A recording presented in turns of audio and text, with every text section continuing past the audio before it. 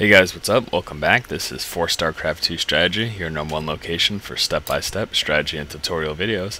Today we're going to be taking a look at a Protoss strategy. This is going to be a 2-gate into Stargate Void Ray versus a Terran opponent who's going for that Marine Ghost build. Marine Ghost is a pretty decent, pretty strong build. It's more or less kind of a timing push. Basically it involves getting out a bunch of Marines, getting a couple Ghosts out, using the advantage of the EMP from the Ghost versus the Protoss units, and then the damage from a massive amount of Marines to basically mop them up. It's a pretty strong build. I've seen it used by numerous amounts of professional players in tournament play. So obviously that's a testament to the fact that it's a pretty decent Terran build, pretty strong Terran build. I haven't seen it too much in league play, but I don't play Protoss too often either. So I can't really, it's not really a valid source of information. I'm sure it's used pretty often in league play. So the game we're looking at today is going to be between our Protoss player here is Jaeger, and the Terran player is Link DX.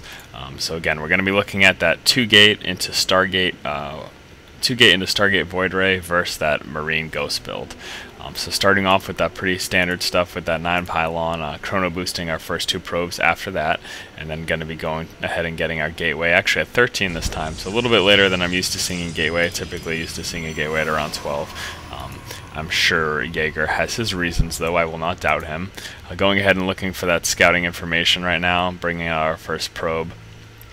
Good thing to note, if you have any maps that have Xel'Naga towers en route to you're scouting your opponent's possible bases, I always go ahead and make sure I set my rally points to hit those Xel'Naga towers. That's going to enable you that ability to see any possible cheese that might be coming if they had placed any, like a proxy barracks around any of these Xel'Naga towers to try to hit you with.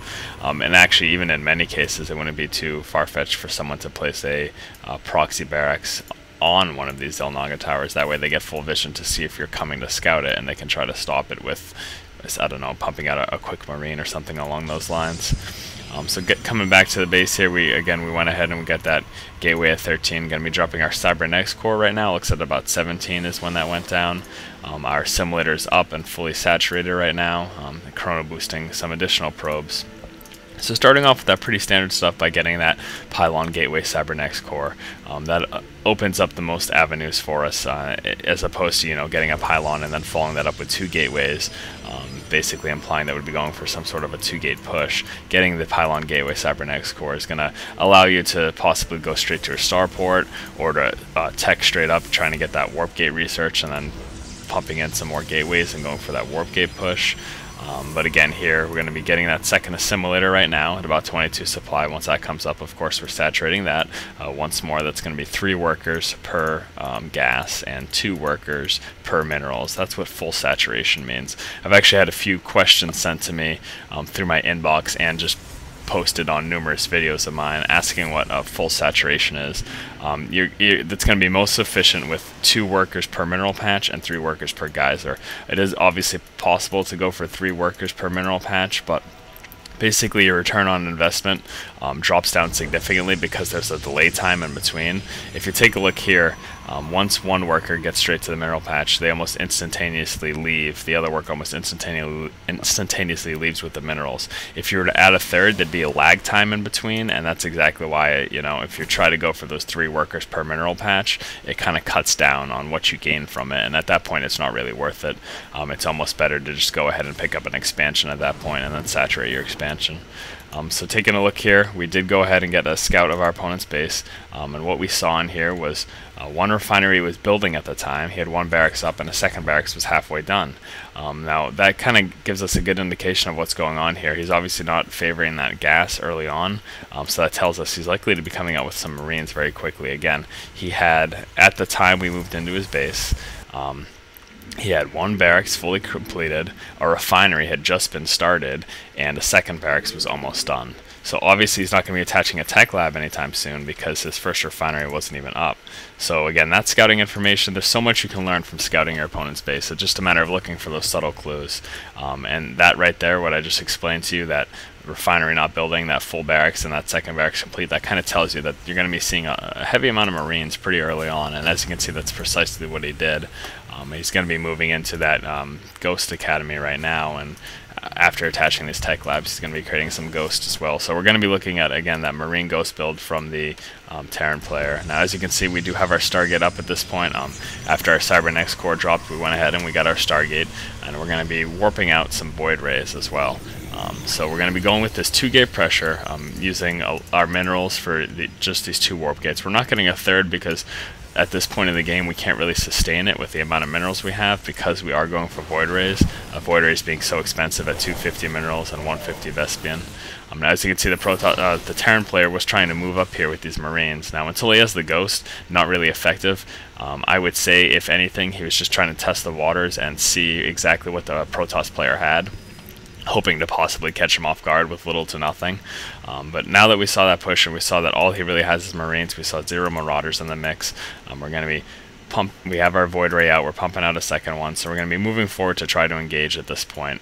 Again, with just those Marines, until he gets a Ghost out to EMP, he's going to be very vulnerable. So basically we want to hit him before he has enough energy on his Ghost. So we're going to, as soon as we saw those Marines, we're going to be pushing out, moving forward with these Stalkers. The Sentry's going to do very good against guarding us from the Marine damage, as long as we get Guardian Shield up. Actually, he's not able to get Guardian Shield up.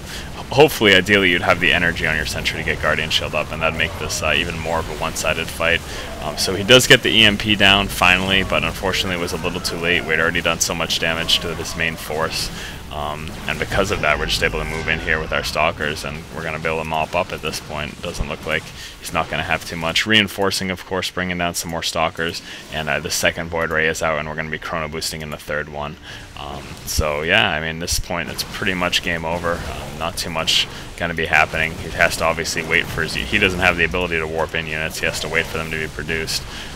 And it's just going to take too long before we move in our reinforcements here. That's really the big advantage of warp gates, being able to quickly resupply and replenish your army. And with the Chrono Boost on our Void Rays, we're able to get those up pretty quickly as well, taking out his mineral line here, taking off these tech buildings as well to stop him from coming out with any additional Marauders.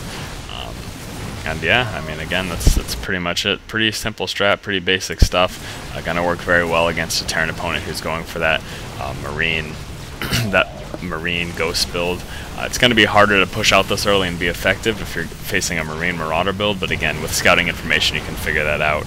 At that point, when we moved in early in the game and we saw his base, I'll say it once more, really freezing in the last... Jeez, my computer's so bad. Alright, it stopped freezing. I seriously, 3 seconds away from the end of the video and my thing starts to crap out. So again, we moved in with that early scout, and what we saw, I'll reiterate once more, is we saw that one barracks fully completed, a barracks almost completed, a second barracks almost completed, and a refinery had just been started. That there tells you that they're going to be having a handful of Marines early on. That's a kind of a dead giveaway, because they need gas to put tech labs for Marauders, they need gas to get factories, and they need gas to get Stargates. So that kind of tells you, seeing that lack of refinery in those nearly two complete barracks, that they're going to be getting Marines. I mean, you're going to respond to that by going with that 2-gate build, using the minerals you can on those 2 gates, also getting that that Void Ray as well to counteract from the air. A fully charged Void Ray does very well. You could also use it to harass their mineral line and attack them at the front. So again, going over that build order real quick, what we're looking at is a Pylon at 9, we got our first gateway at 13, we followed up the gateway with the Forge, with the Cybernetics Core. I don't know what my problem is this morning. Followed up the gateway with the Cybernetics Core, and then once that Cybernetics Core is up and we had the necessary resources, we went ahead and put up our Stargate. And again, we're not going with more than this 2 warp gate, because it's really hard for us to support that with pumping out Void Rays as well. Again, because Void Rays are so expensive, supporting more than 2 gateways is going to be difficult until you get an expansion. So yeah, guys, again, this has been for StarCraft 2 Strategy, your #1 location for step-by-step strategy and tutorial videos. If you guys do like our videos and you like what you see here, please do subscribe to our channel. Keep watching and keep owning, guys.